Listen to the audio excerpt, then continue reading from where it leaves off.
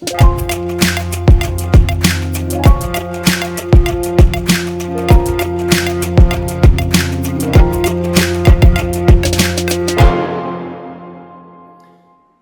day, everyone.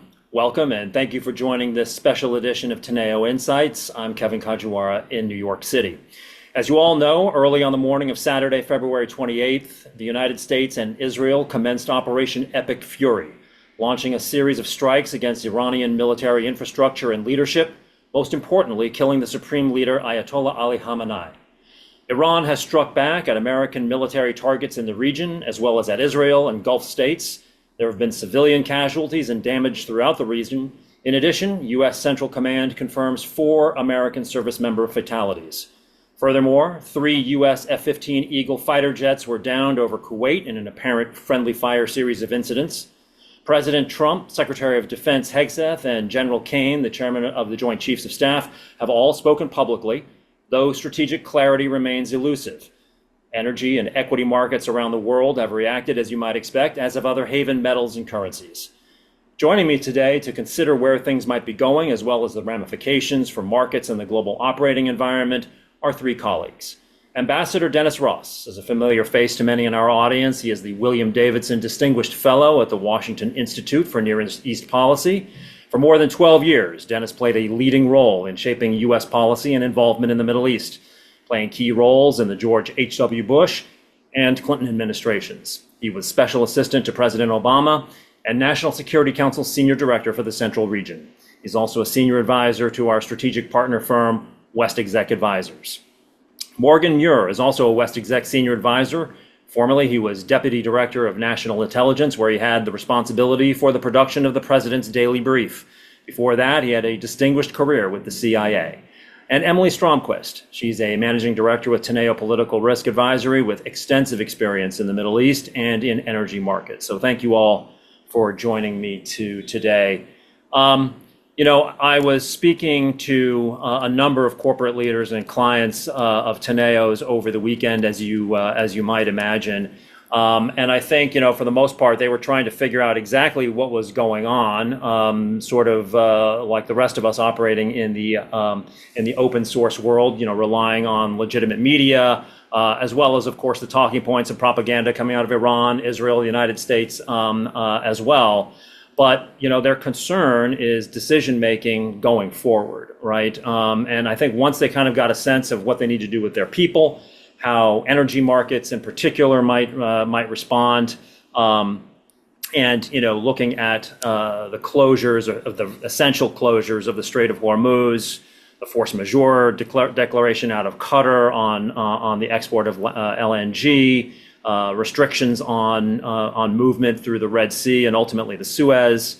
Now they're looking at, okay, well, what's the operating environment going to really look like going forward? And to that end, kind of what are the sort of the contours, what are the sort of best and worst case scenarios that we might expect, acknowledging that we're only about, 60 hours into this at this point. So maybe Dennis, I can get a sense from you, you've obviously had a long time, the players here. How do you assess the situation right now? And on that question of how you're thinking about kind of best and worst case scenarios and what you're looking for signposts wise, how would you set that table? I guess the way I would set it would be to say that, look, the driver of all this is President Trump. And one of the things that's been striking to me is his hesitancy to be very specific on the nature of the objectives.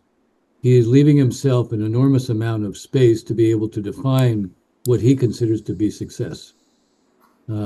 Right now, if his measures for him are the ability to come out and say, we have set back the Iranian ability to threaten their neighbors, we have put them in a position where it'll be years before they could do anything on the nuclear front, and in fact, the truth is there's nothing more that can be done militarily.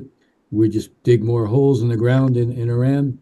So the nuclear issue is not a threat. What's being done to weaken them in terms of ballistic missiles, including specifically the whole infrastructure to produce missiles, not just the depots, the stocks, locations, and so forth.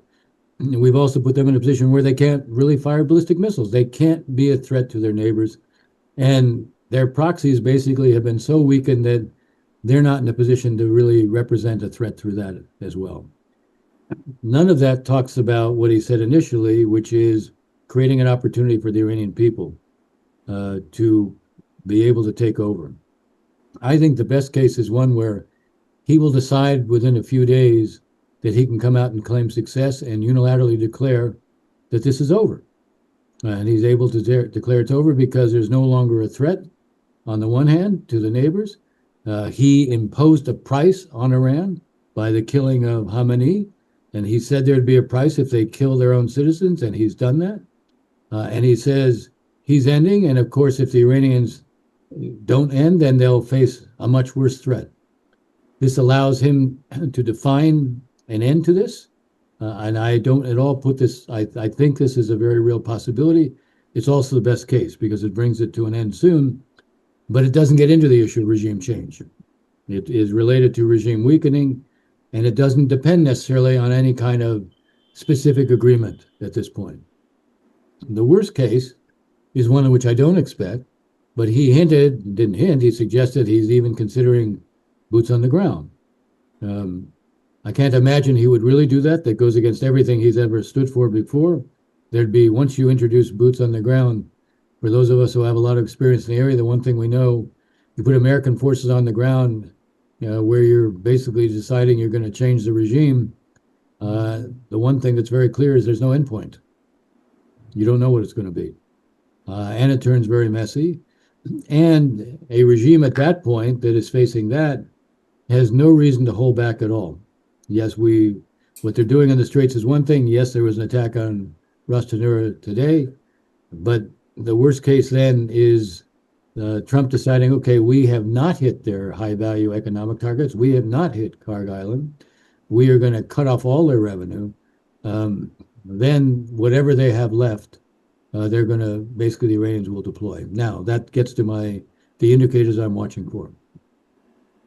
I want to continue to see what is the Iranian capability to be launching missiles, cruise missiles, and drones.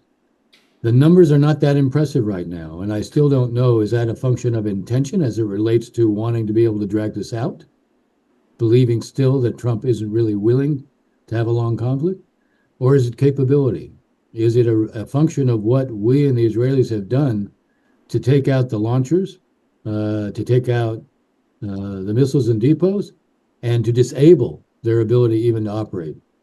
The more it's the latter, the more it may give whatever is remaining of this regime an interest in looking for a way out. So I'm looking for that. I'm also looking to see if there are any defections. Are there Iranian officials who are leaving?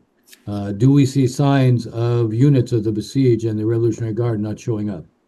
That would be an indication that the regime itself is on much weaker ground than it seems to be right now to me. Why don't I stop there?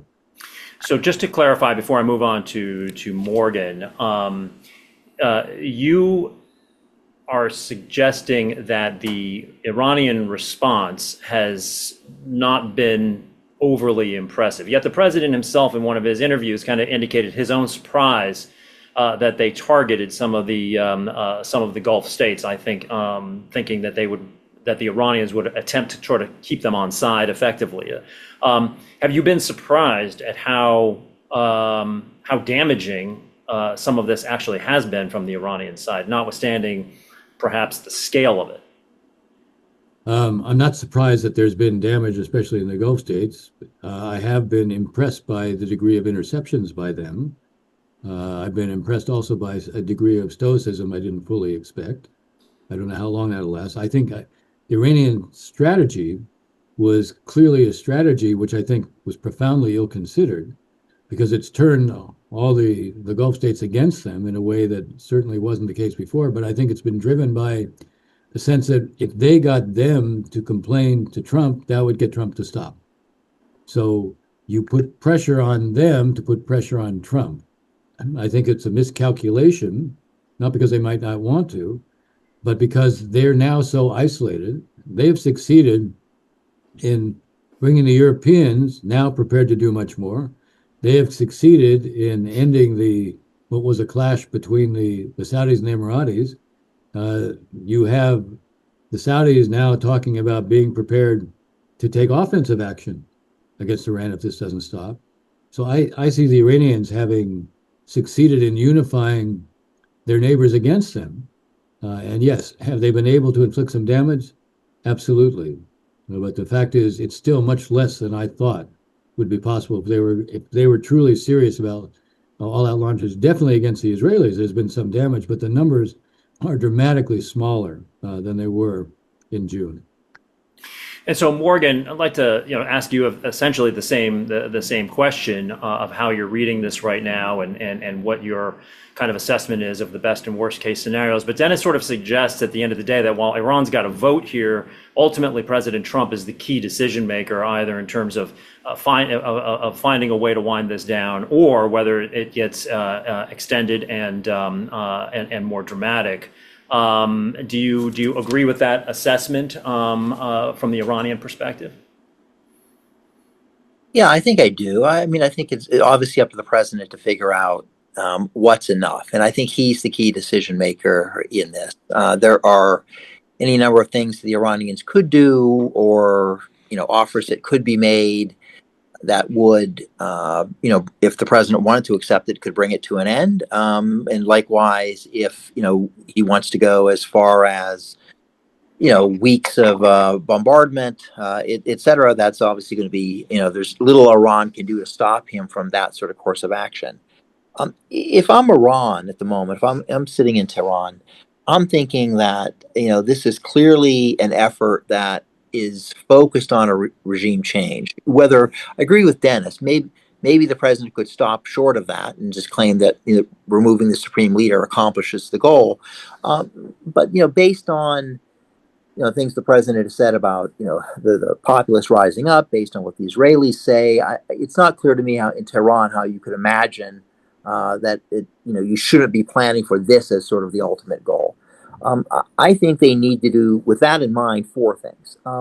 One, they have to put the leadership team together. They clearly were anticipating something like this with fallbacks, et cetera. It seemed to be 2 days into this. Larijani seems to be the main decision maker, although, as is often the case in Iran, there are many voices in the leadership councils offering different advice on way to go. But look, they've moved ahead with the constitutional approach and setting up the leadership council. They're replacing people who have been killed in the attacks. So far, and they're issuing statements. The leadership still seems to be intact. Second, I think they need to continue. If you're Iran, you want to continue to demonstrate that you can inflict pain on the U.S. You can attack U.S. interests. So while they still have missiles and drones, et cetera, I suspect we're going to continue to see efforts to go after U.S. bases, places where the U.S. lives. They don't have to be really successful in this, other than shooting things off and being able to tell the populace, we continue to fight back. We're still relevant. The third thing I would say is they really need to find a way to shorten the war if they can. It's not in Iran's interest for this thing to go 4 or 5 weeks. Right. There will be little left of Iran and the military and any capabilities they have if it does that. And so I think that's why you're beginning to see a slow ratcheting up of pressure in the Gulf. The firing on 3 or 4 vessels now, the effective closure of the Strait, indications that the Houthis may want to take action in the Red Sea. Some strikes against, Saudi oil facilities, against the Qataris today, against the Emiratis on their energy sector, to try to inflict pain on the West, higher oil prices and the like. These things, I mean, depends how long one's prepared to go, but if one could, push oil prices above $90, $100 for several weeks, I suspect in Iran they believe that would, be a pressure point for the U.S. and the West that would aid in an effort to sort of get them to think, how do we end this, as opposed to how do we just keep it going until they can't stop doing it. I do think I agree entirely with Dennis. It's a risky strategy that they have. I think they have to bring some of the Gulf states into play. So it's not just, once the the Gulf opens, the straits open up, oil can flow again. I think they have to at least have the premise out there that they could inflict pain and damage some of these industries. We'll see, but it's a risky thing because I think the Gulf states both didn't. Most of the Gulf states didn't want the war, but they had been advocating for finding off ramps and the like. And lastly, I do think they have to focus on what is the level of domestic opposition in the country. Obviously, they went through a month ago an outbreak that resulted in a crackdown that left thousands dead. The U.S. is calling openly for once the bombing stops, it's time for the people to come out on the street and overthrow the regime. So I think they have to figure out a way to sort of keep the people off the street, whether that's offering some reforms or hope of reform, whether it's showing more of a willingness to continue to crack down. They need to continue to have control of the besieged and the military and tracking that. And so, they need to be ready for that day when it comes. So those are the four things, if you're Iran, that I think you're tracking every day. How are we doing, et cetera. In terms of the best case, at some point in time, I think they might be willing to talk. I don't, my guess is that the most likely way to do it is that the Gulf states or some mediator intervenes and comes to them with an idea. Would you accept something like this, and then brings it back to the U.S.? I think it's an indirect way first. But I do think there are ways in which they might be open to finding a way to end this, and in part because their economy is in such poor shape that if they don't find a way to end this and get sanctions lifted, they're just waiting, 1 month, 2 months, 6 months for the next thing that will lead to revolution. So getting a deal that lifts sanctions is critical, and that's really on them to make concessions, given that the U.S. has rejected what they've put on the table so far. And Morgan, just a quick follow-up, because you obviously sat in the Oval Office and briefed presidents. Is the president, any president for that matter, Dennis talked about sort of a best-case scenario, the president finding a rationale to be able to end the kinetic activity and wind this thing down. But in an environment where you start to encounter deaths of servicemen, does that start to constrain the president's ability to find that off-ramp as quickly? We have become inured, markets have become inured, domestic politics to these, at least in the Trump era, of these kind of sort of costless shots, right? In Venezuela, in Iran last summer, things are sort of one and done. There's no damage, we don't lose any servicemen. Now all of a sudden, we have lost 4. We've gotten some planes shot out of the sky, albeit by friendly fire, but nonetheless, it's a more complicated, hostile environment than we've become used to in recent years. Okay, every president is different on this. Certainly under the Biden administration, attacks by proxy groups did kill American servicemen. And they generally got a response that looked to focus on the group that took the shot, and it was sort of a one heavier shot, then we're done, unless the group comes back and tries some retaliation, and with a lot of messaging and the like. I would think that anyone, I think what's new in the last day or so is that over the weekend there was an initial hope that this thing would take 7 to 10 days, that all of the energy risks could be limited by that short timeline.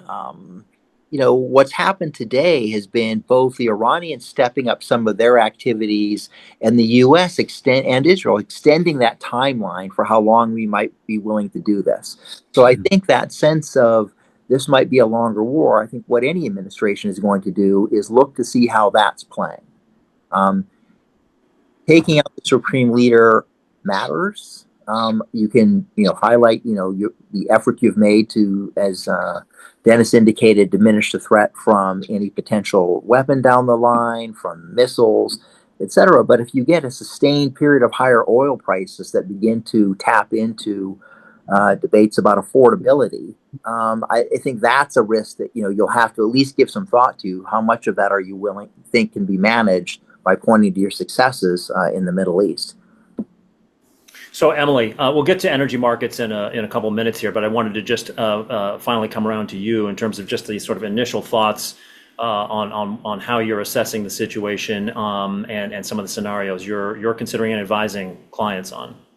No, look, I think that lays it out very well. I would add maybe more of a variable to this than anything, and that's that kind of in thinking about the opacity of the Iranian regime, not fully understanding its capabilities, how long it can sustain this. Part of this is also its reach, both in the region and globally. And I think, it's quite possible that what we're seeing now is kind of this last breath of Khomeini Shiism, and I say Khomeini, not Khamenei.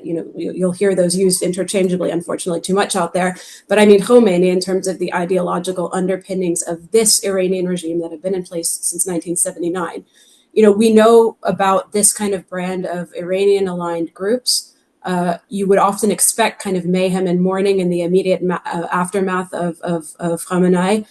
So, in practice, this could mean that we're maybe seeing a surge now in the coming days that could actually die down rather quickly and still then as well limit kind of the scope of what Iran is able to do in the region. So I think that's kind of at least an important variable to watch that can be, somewhat of a mitigating factor in how this plays out in the days ahead. So, Dennis, you had mentioned that you were not surprised that Iran targeted the Gulf states. But considering what Emily just called the opacity of Iran, where we don't actually know who's calling the literal shots to a certain degree here at the moment, are you concerned about sort of escalation and expansion of this war? In other words, the Gulf states have kind of taken a defensive posture. They're obviously trying to intercept and mitigate any of the risk on the end, but do they go on the offensive? Do they join the war over Iran itself? And does that then lead to unforeseen consequences? And also, obviously, we've now seen the targeting of a UK military installation on Cyprus. Yeah. There's been concern all along that Iran would attempt to activate proxies. We've already seen it, obviously, with Hezbollah in the region, but even extraterritorial or outside of the region. The FBI is investigating the attack in Austin, Texas over the weekend as possibly, connected in some way, shape, or form to this. But that the dog that hasn't barked yet fully are the terror networks around the world and also the cyber attack element. So in terms of the expanding potential of the war and that would take us into new and uncharted territory, how concerned are you on that front? Look, we're in a situation that has already crossed some thresholds. So almost by definition, you have to be concerned that when thresholds that had restricted or contained conflict before are suddenly passed, it means, and we were talking about this before we came on, some of the rules, some of the norms no longer apply. So am I concerned that we could see a kind of escalation? Yes. Do I put a high probability at this point on that? I don't. Do I think there'll be efforts made asymmetrically in terms of terror? Yes. The longer it goes on, I expect that. I don't know how effective the Iranians can be in that. I don't know if it creates some lone wolf, and that's what Austin may be, an inspiration for some lone wolves. We already have one other example with Hezbollah having done nothing in the 12-day war and not having done anything the first day. After the killing of Khamenei, now they sent, by the way, it was a small number towards Haifa, and Israel has used that as a pretext to do what many in the Israeli military have been arguing for some time. By the way, the rockets that were fired from below the Litani River. And notwithstanding the LAF saying they had fulfilled their mission below the Litani River, obviously that was not the case. So we have a very strong statement by the Lebanese prime minister against what Hezbollah has done. We have indications that they want diplomacy to resume. Israel, I think right now, especially the IDF, feels this is a moment where they can do much more damage to Hezbollah, which was already weakened, and the effect of that will put Lebanon in a position where it actually can reassert its sovereignty. So that's an area where there's been an expansion of the war, but it may also, in the end, produce something that further weakens the whole regional proxy network, which had already been damaged. I think the key unknown for me still remains what the Iranians themselves do. Morgan was making a reference to where they've already sort of upped the ante today, both as it remains going after some tankers, attack on Ras Tanura. I think that the Qatari decision on the LNG was geared more towards trying to impress President Trump. Look, is this really the path you want to go on? Is there not an interest in looking for a way out of this? I do think we may see also someone like Putin may be the mediator, maybe less the Gulf states. He may go to the Iranians and say, look, I'm prepared to go to Trump to see if we can get this thing stopped. It makes him relevant. The Iranians will probably be quite happy to sort of depend on him. And he can also use it with Trump to create, look, I can provide a ladder for you to climb down. So the question is, what else has to happen before he would find it in his interest to try to make that move? And how much is there, and this gets also to something Morgan was saying, and I think we should watch very carefully what happens in the House of Representatives on this whole issue of war powers and authorization for the use of force. I'm not so sure that there won't be some defections on the Republican side there. And that puts President Trump in a position quite apart from the potential issue of what happens with oil prices, affordability. It also begins to show if there are more Republicans who defect, which has obviously not been the case up until now, that's also a signal to him that this isn't playing politically as well as he needs it to. Well, and we have seen some of those defections on sort of non-direct foreign policy issues, clearly on tariffs and the like of late as well, ever since the mini midterm in November. But Morgan, everything Dennis is talking about here also is somewhat predicated on somebody picking up the phone on the Iranian side. And you were alluding to this a little bit earlier. But first of all, what is your sense of what we, meaning the United States and its intelligence community and the White House, therefore, know about what is what and who is kind of jockeying to run the show, and whether any interlocutor actually represents enough of the power base there to actually sort of speak for them, number one. Number two, the president made an interesting comment earlier when he said essentially we had been talking to people, or he had people in mind that he wanted to sort of take over. I guess you could call them the potential Delcy Rodriguez's of Iran, and that we somehow killed all of them, which is interesting to me, considering Israel has demonstrated time and again their ability to kill whoever they want, when and where they want, which presumably means that they could not kill whoever they want at the same time. So how does that happen? And I guess the third part of my question here is, with regards to the Iranian people, which several of you have alluded to, do they trust the United States in a way here, right? I mean, Trump's speech on Saturday morning was sort of like, we're softening everything up. Now it's on the Iranian people to rise up and let's see what you do, essentially, he said. But the memory has got to be that the last time they massed to protest, only a month or so ago, 20,000 people were shot and killed. And it seems to me that, notwithstanding the death of Khamenei, that the guys with the guns are still the guys with the guns. So what are you looking at in terms of the internal Iranian picture right now? Inside Iran, I think the question is, are we dealing with someone, or could we be dealing with somebody who has credibility within sort of what's left of the regime? And I think someone like Larijani does have credibility. He had been, managing things for the supreme leader. He had been managing negotiations with the U.S. So my sense is that he is senior enough and experienced enough to read the room that he has in Tehran and figure out what he can get away with it. He's part of the challenge with the system is a lot of military leaders are dead. They're going to be replaced by people with less experience than they had. But Larijani and others, Pezeshkian, will have some influence on who those people are.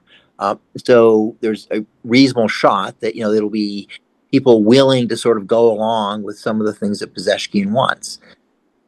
So I think that at the moment, anyway, you still could pull together a credible enough Iranian team that if they said we're willing to do X, Y, and Z, they could deliver on that.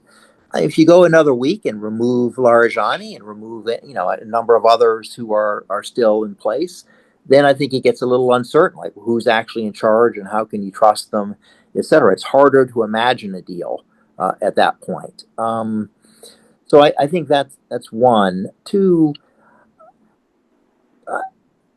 there's a real desire for change in Iran, and part of the challenge is, if you're Larijani, if you're anyone of that ilk, anyone who's been in the room with the supreme leader and others for the last few years, you're looking at a situation where you need to figure out some way to get sanctions relief.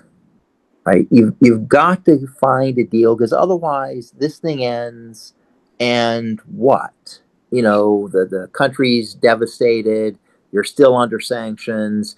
The U.S. may not allow you to sell a lot of oil, et cetera. You're just waiting for crisis at that point. So I would think that they're motivated to try to find a way forward, as long as it doesn't seem like a complete capitulation. And so finding that sweet spot of where they can make additional concessions, whether it's more on things like uranium enrichment, whether it's some agreement on missiles that would limit the range of missiles that they have, whether it's support for proxies. I think part of the challenge is that some of the demands that have been put on the table are so vague, and all support the proxies. I don't know how we would assess that. Because someone's going to claim, I got some money, some weapons from Iran. They pull out an Iranian weapon. You're not going to know, well, when was that delivered? Some of these things are really hard to figure out ways to measure. So I would think that if what's left comes up with uranium enrichment and missiles and sweetens that deal, maybe there's some room for discussion at that place. But for the populace, yeah, I really think it's going to hinge on, do they see, how badly do they think that the military and the besieged are damaged? And they'll have a better sense of it, because, they, family ties and the like, they'll have a feel for how much is the threat from the security forces faded, as we get it into the end of week 1 and week 2, and is there really an opportunity there to do something?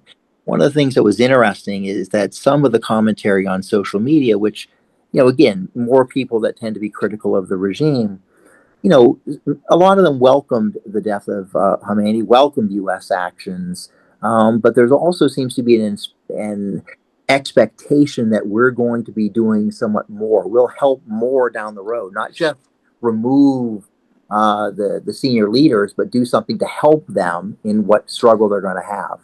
So it's a little unclear. The president has been more on the over to you, but I think yesterday he made some comment that talked about, we'll be there for them. So it's there's an expectation built up that we'll be doing a little bit more. So I think for the U.S. moving forward, there's really that sense of, what is it we're looking for? What seems to be enough? And do you miss the moment?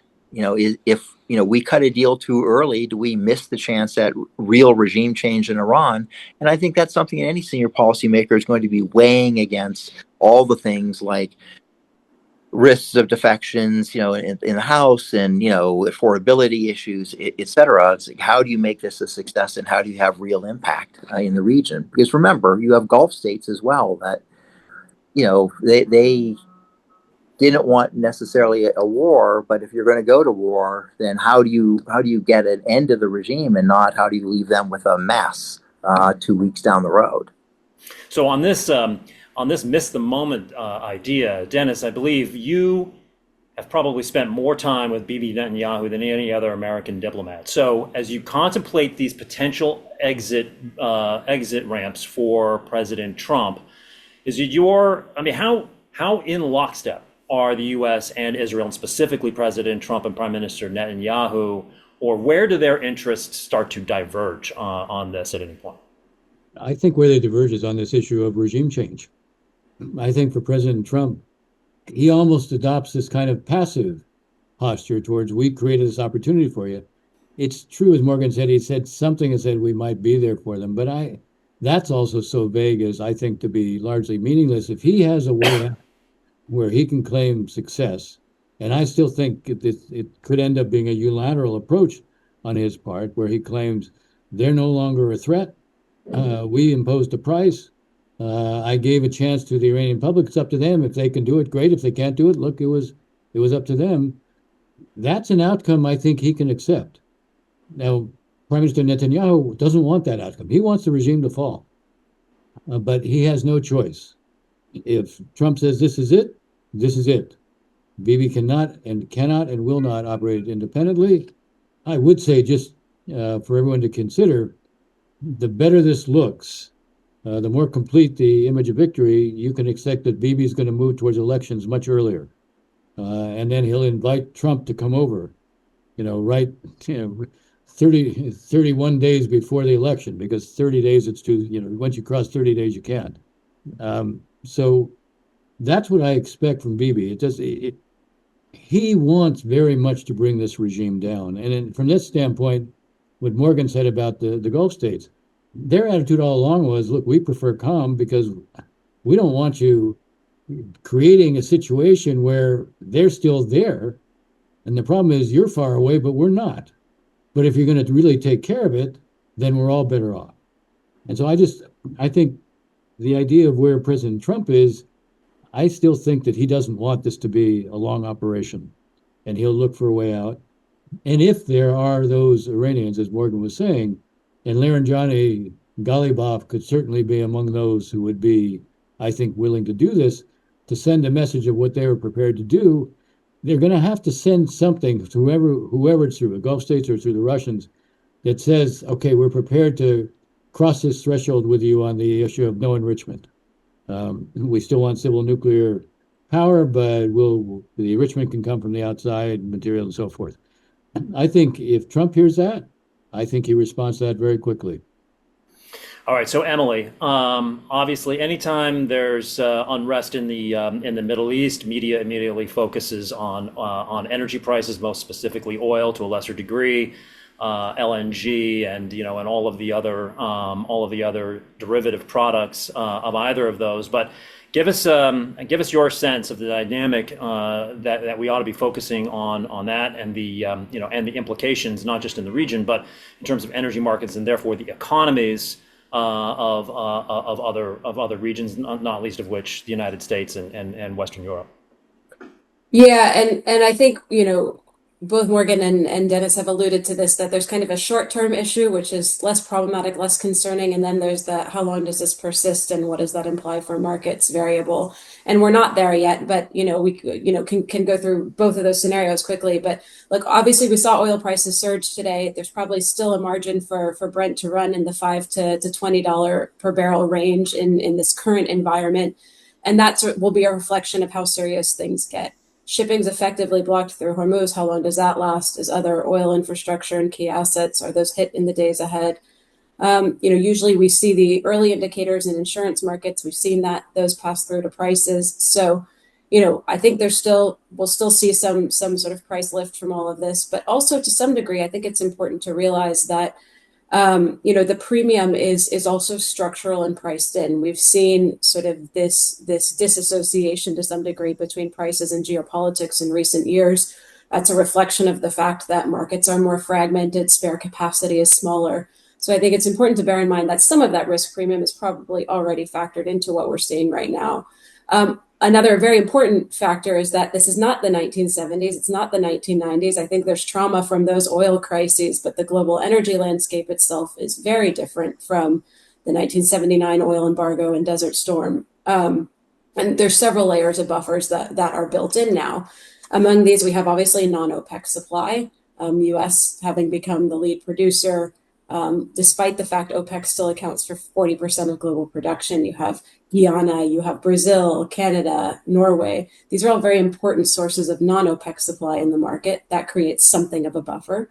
You have SPR and global oil stock management that was created as a response to the 1979 crisis. Unfortunately, the US SPR is obviously drawn down quite significantly at the moment.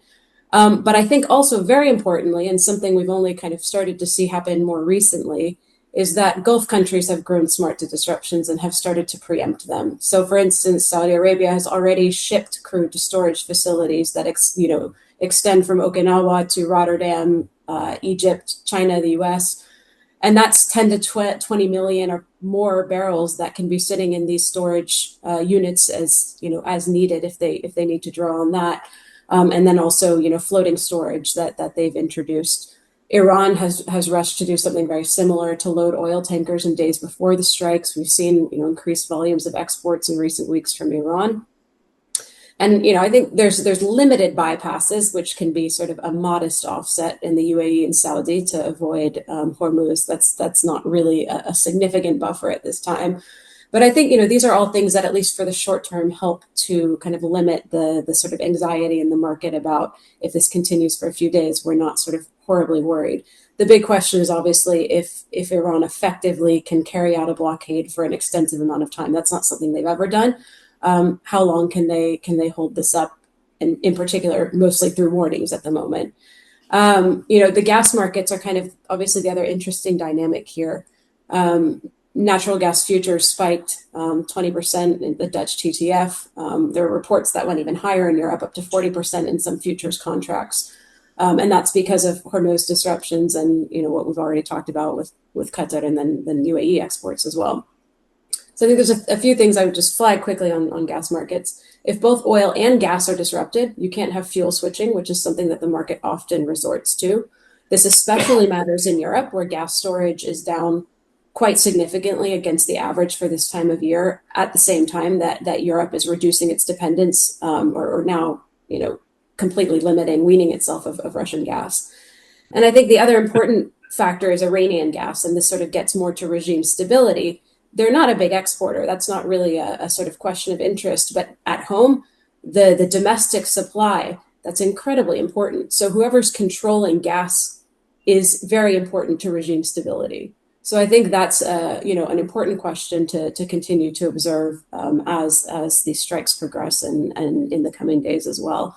So I think that's kind of big picture where we stand on energy markets at the moment, and really the big disruptors are going to be the long-term ones if this sustains more than a couple of weeks.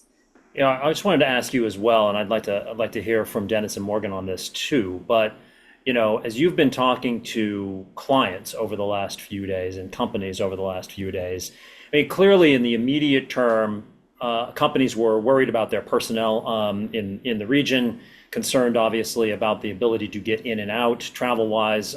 Those who have cargo on the water, obviously wondering about that.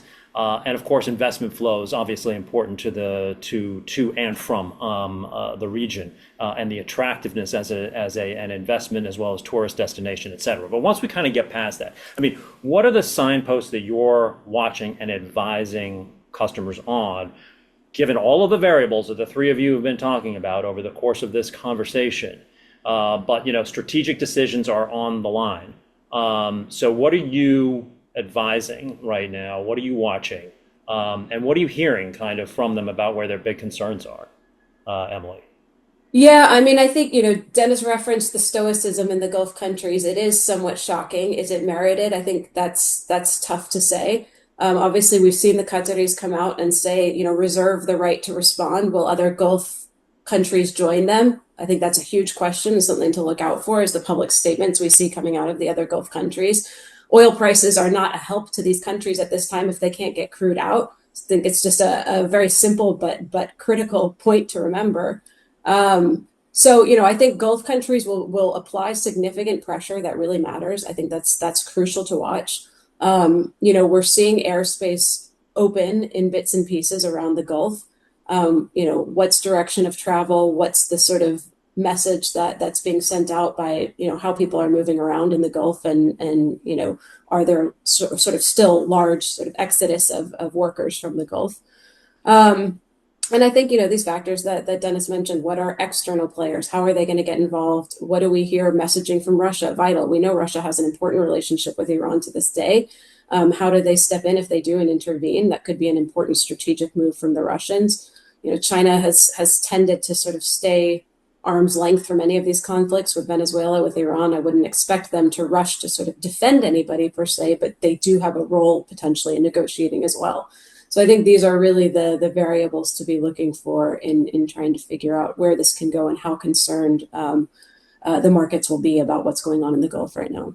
Yeah, Morgan and Dennis, what are you advising corporate leaders on right now? And Morgan, do you think, I mean, are they asking you the right questions in your mind? I think they are. I mean, I think they're worried about where things are at the moment and wondering how this plays out. I mean, the few things that I am suggesting that people look at is, I mean, if you're in Tehran, you think this could be an existential threat to the regime. And if that's the case, if that view hardens, that this is really, a fight to the finish, then it's less clear why you don't do more in the Straits. Why not take some more action? Why not start mining some of the lanes, et cetera, to be able to drive home a point? That will take a lot longer to clean up, and the track. You could have more of an impact there. And so we've always talked about Iran, maybe doing this at some point, but it's never been in sort of the first, thing they pull out of the toolkit in recent years. But at some point they might. It's easier to do. I would think that, if they're not getting what they want out of the Gulf states, do they begin to, go after some of these oil assets with somewhat more force than they have at this point? I mean, Abqaiq a few years ago, look at the number of drones that went after that versus what we're seeing now, which is, a couple drones at this one, a couple drones at that one, which is still fairly light. Shot across the bow, in some ways. The third thing that I'm saying to watch for is that, our a two-part. One, this all makes sense because there's still a government you can talk to, still one that you think plausibly has some control over the country.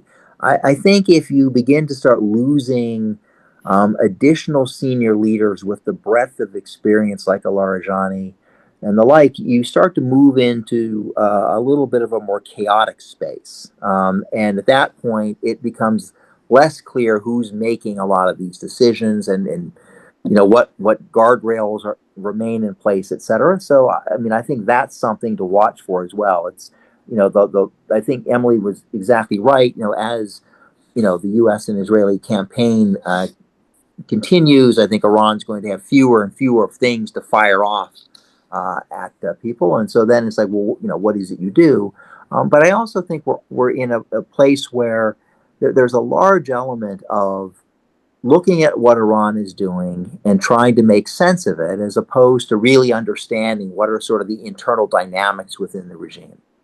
And hence, I think you see every day slight shifts in the way people are talking about options, et cetera. And I think that there is, in those sorts of circumstances, always the element that we're going to get surprised, that we didn't understand, that they really thought that, this is, if they don't take these actions, that it's all over.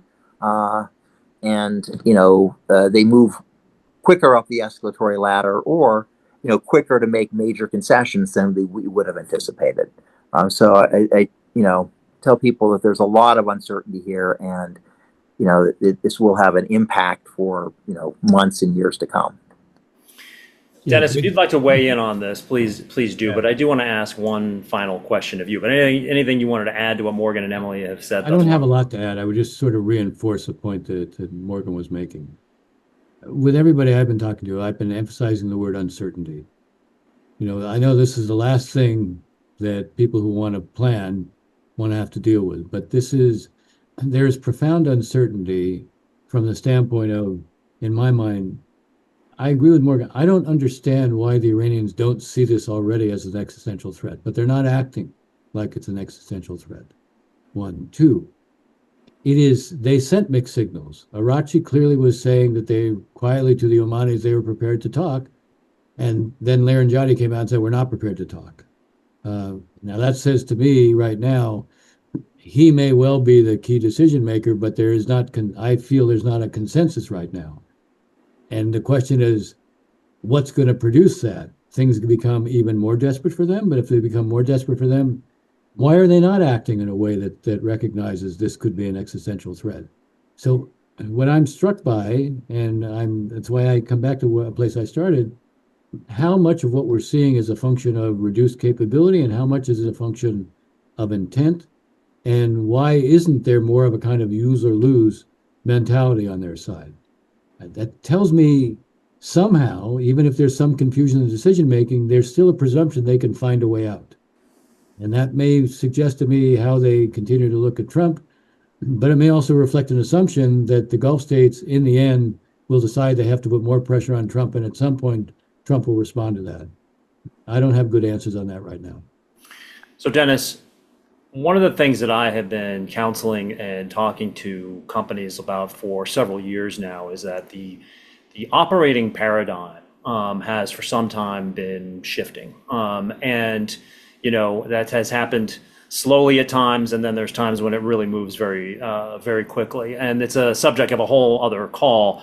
But I do wonder if, some of the events of late, including this one, obviously, and the strikes on Venezuela and the like, certainly President Putin is going to use events like this and Venezuela as validation for the actions that he took in Ukraine.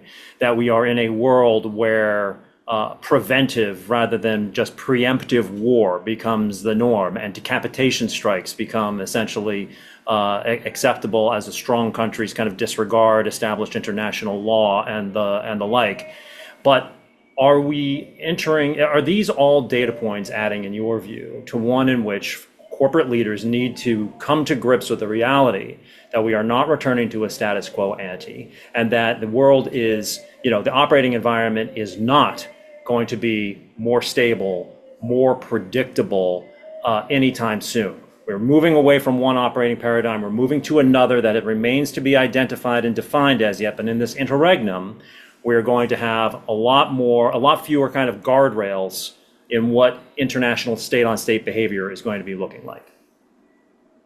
So I wrote a book that came out this past year called Statecraft 2.0, and it was all about, in effect, how do we become more effective in terms of establishing an agreed set of rules? And I said the problem is that there's different mindsets about how to do that. There's a spheres of influence approach. And I think that President Trump is very much a believer in the spheres of influence approach. The problem with the spheres of influence approach, it implies stability because you're recognizing the other great power spheres.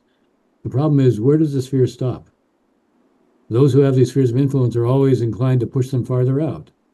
The end point becomes a point of friction, not a point of stability.